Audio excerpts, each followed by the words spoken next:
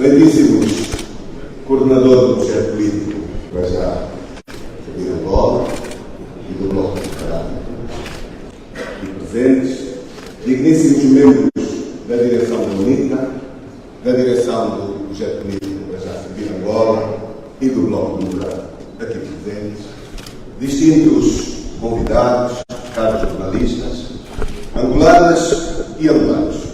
O processo de destituição do Presidente da República que nos trouxe hoje até aqui diz respeito a todos os angolanos e congrega as atenções de todos quantos esperam de Angola, sua pátria, a sua realização, o seu crescimento, a sua estabilidade, o seu desenvolvimento, o sonho e a concretização de um país bom para se viver. E Angola pode proporcionar a concretização de todas estas esperanças, expectativas, vontades, todas elas perfeitamente legítimas e alcançáveis, quando perante uma boa governação, que deverá ser sempre uma governação democrática, dialogante. A nossa Constituição tem no seu artigo 1º, e cito, Angola é uma república soberana e independente, baseada na dignidade da pessoa humana e na vontade do povo angolano, que tem como objetivo fundamental a construção de uma sociedade livre, justa, democrática, solidária, de paz, igualdade de projeto e progresso social. É esta Angola que temos? Temos uma sociedade justa, democrática, solidária. Como se encontra socialmente o meu irmão, angolano comum? Come todos os dias? Faz as 3 refeições do dia? Tem emprego para sustentar a sua família? E quando trabalha, o seu vencimento? Paga as responsabilidades sociais? São perguntas importantes. Continuo citando a Constituição da República no seu artigo 2º. Angola é um Estado democrático de direito, que tem como fundamento a soberania popular, o primado da Constituição e da lei, a separação de poderes, a interdependência de funções, a unidade nacional, o pluralismo de expressão e de organização política e a democracia representativa e participativa. É cumprida também esta norma da Constituição? Democracia representativa e democracia participativa. Pressupõe-se nesta questão também a realização do poder local, das autarquias intencionalmente adiadas por quem governa, num absoluto incumprimento de uma vontade do soberano e incumprido também promessas eleitorais pelo atual Presidente da República, que prometeu realizar as autarquias locais em 2023. É isto que está cumprido? Continuo no artigo 3º da nossa lei. A soberania, una e indivisível, pertence ao povo, que a exerce através do sufrágio universal, livre e igual e direto, para a escolha dos seus representantes. É intencionalmente direto, porque neste desafio encontra-se também a escolha não direta do Presidente, que é algo que deve ser repensado, se quisermos devolver a escolha ao soberano, que é o povo. Artigo 4º. O poder político é exercido por quem obtém a legitimidade mediante o processo eleitoral livre e democraticamente exercido, nos termos da Constituição e da lei. São ilegítimos, continuo a citar a Constituição, e criminalmente puníveis a tomarem o exercício do poder político com base em meios violentos ou por outras formas não previstas nem conformes com a Constituição. Não faz sentido que os cidadãos se organizem, que materializem um Estado onde os poderes sejam utilizados para criarem privilégios, favorecimentos de grupos, desigualdades e injustiças. A legalidade pressupõe a igualdade. A forma republicana de exercer o poder político tem como referência permanente a democracia. O Presidente da República, os governantes, não devem esquecer-se que são representantes do povo que lhes concedeu um mandato com prazos e com limites para o exercício das suas atribuições, tendo como referência fundamental a Constituição. Chegados aqui, importa mais uma vez revisitar a Constituição, que no seu artigo 129 refere no seu ponto 1: o Presidente da República pode ser destituído por crime de violação da Constituição e atende gravemente contra, entre outros, o Estado democrático e de direito, a segurança do Estado, o regular funcionamento das instituições e ainda que atende por crimes de suborno, peculado e corrupção, entre outros. A destituição do Presidente da República é um processo que exige a assinatura de 1/3 dos deputados para poder ser apresentada à Assembleia Nacional. A deliberação exige a aprovação por uma maioria de 2/3 dos deputados. Quando obtida esta maioria, o processo é enviado ao Tribunal Supremo para decisão sobre os processos criminais e ao Tribunal Constitucional para verificação. Como está visto, é um processo em que já conquistamos o essencial do seu desfrutamento, uma cabana de destruir. Como diria Jean-Jacques Rousseau, já conquistamos o mínimo de consenso de corações e até de vontades e argumentos para levar adiante esta demanda de substituição do Presidente da República, realizada às expensas do Grupo Parlamentar da União, em nome da Frente Patriótica Unida.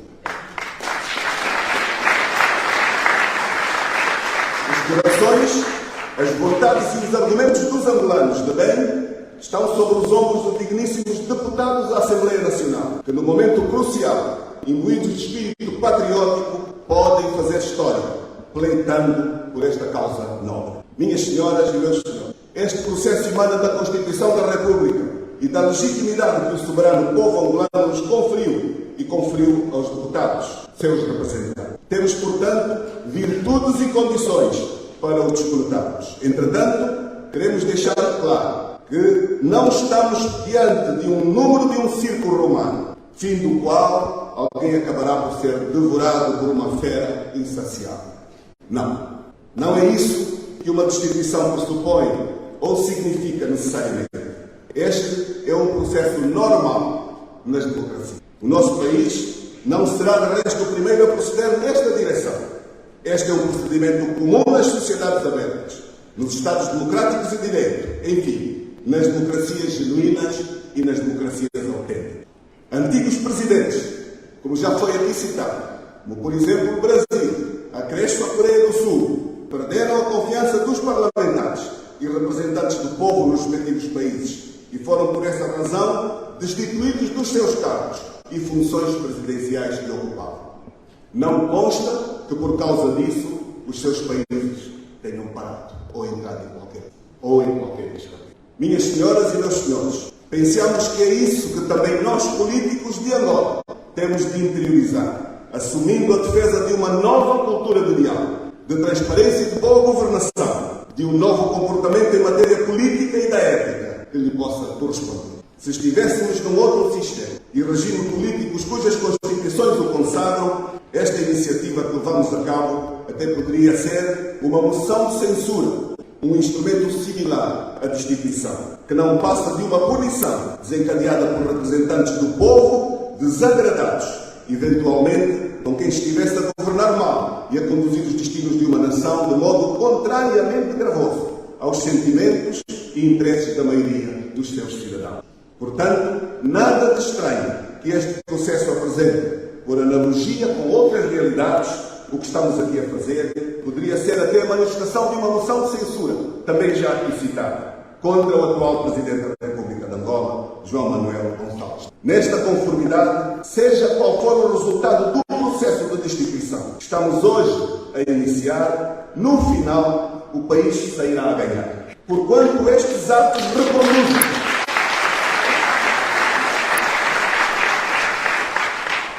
o país sairá a ganhar, porquanto estes atos reconduzem ao maior respeito à lei, acrescem sensibilidade governativa, retomam as balizas fundadas no servir, acrescem maturidade às comunidades e induzem a acréscimos de fiscalização por parte das instituições e do povo, o soberano.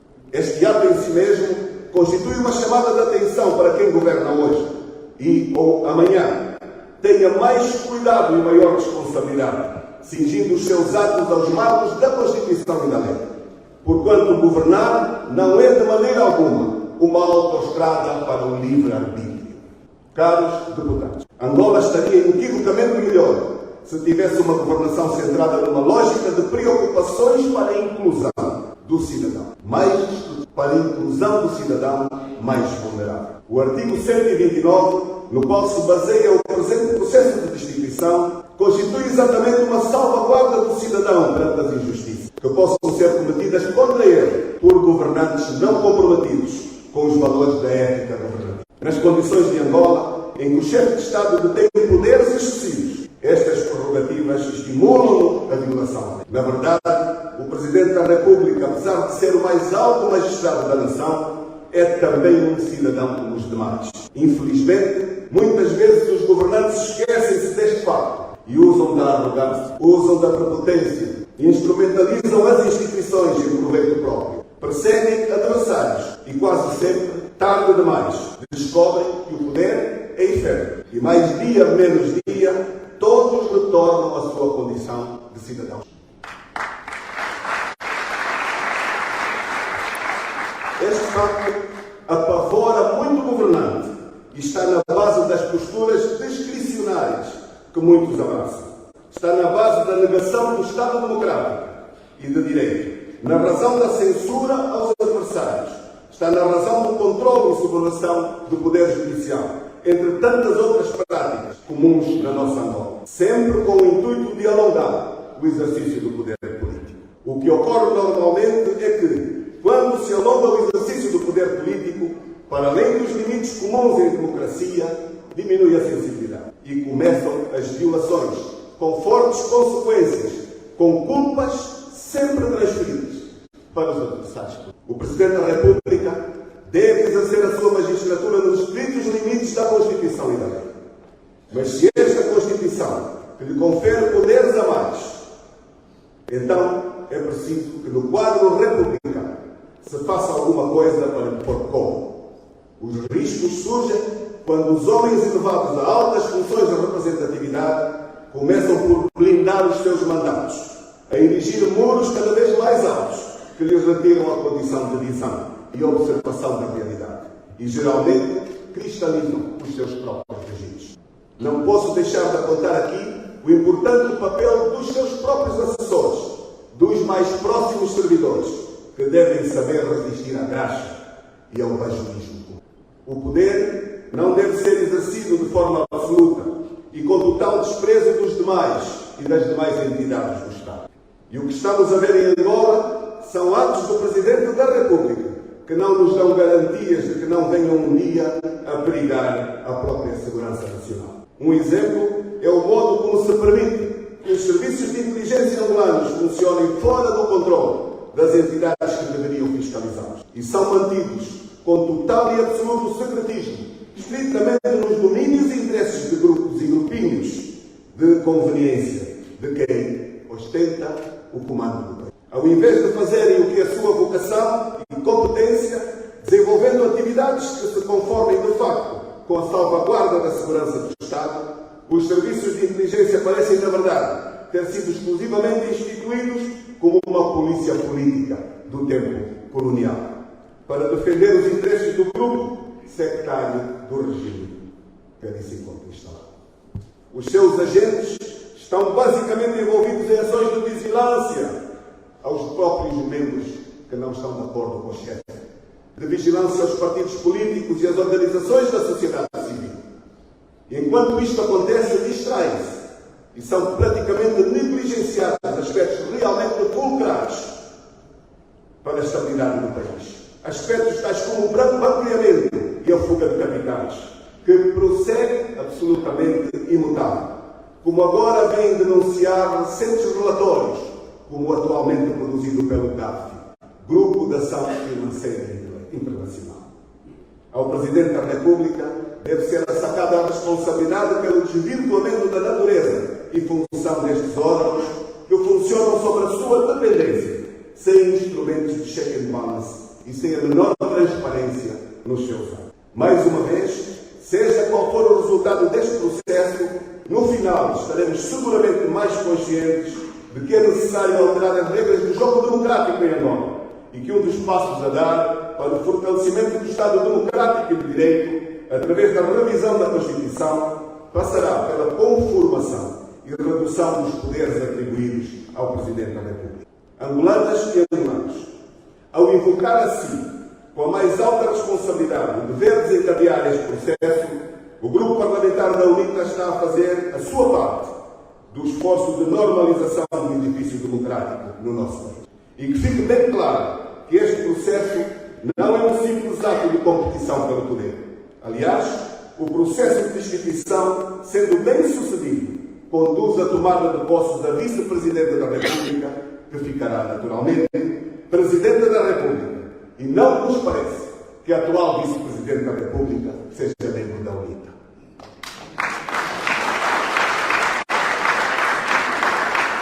Portanto, pertencendo ela ao MPLA, não faz qualquer sentido toda essa lamúria, esse choradinho de quem não foi suficientemente corajoso para alertar quem mal governou, quem desencaminhou, de quem até se sentiu confortável no mar de benesses e de regalias impróprias e agora pretende atirar areia aos olhos dos outros com fantasmas de instabilidade ou de assaltos ao poder completamente infundados. Este processo de destituição do Presidente da República é um exercício também de ética, de coro e pedagogia política. Estamos a contribuir para que no final os cidadãos progridam em matéria de cultura política e jurídica. Os cidadãos devem conhecer os seus direitos e os seus deveres, inclusive o direito de que, por via dos seus representantes eleitos na Assembleia Nacional, para defender os seus interesses, possam, sim, em determinadas circunstâncias consideradas gravosas para o Estado, destituir o Presidente da República. Caros deputados, tenho a certeza de que sobrará um forte aviso aos governantes, sobrará uma moral ao cidadão que futuramente se sentar no cadeirão do Presidente da República. Tem poderes, deve exercê-los no estrito respeito da Constituição e a lei e deve servir o seu povo, que lhe concedeu um mandato provisório.